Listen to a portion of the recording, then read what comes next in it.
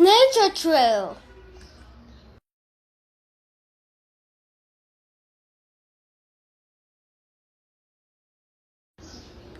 Peppa and her family are going on a nature trail.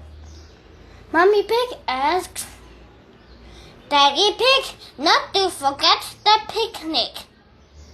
As if I would, laughs Daddy Pig. They head off along the trail with their map. Oh dear, Daddy Pig has left the picnic in the car. Mommy and Daddy Pig ask Peppa if she can see anything interesting in the forest. I don't see anything but fallen trees, says Peppa. Then she looks really hard and finds some footprints on the ground. Let's follow the footprints and see who made them, says Mommy Pig. We will have to be very quiet so we don't scare anything away. Shh.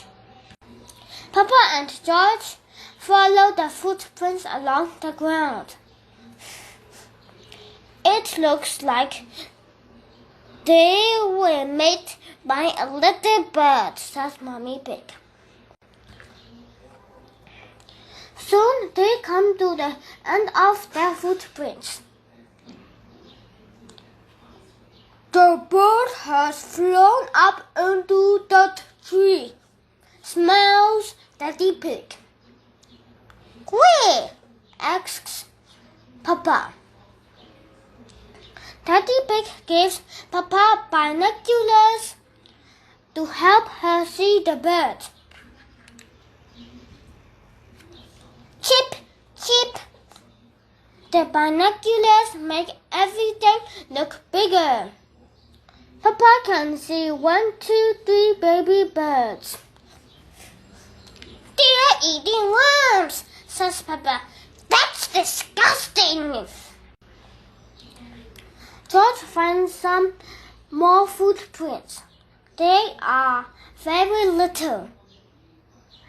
Daddy Pig says, they belong to ants collecting leaves to eat.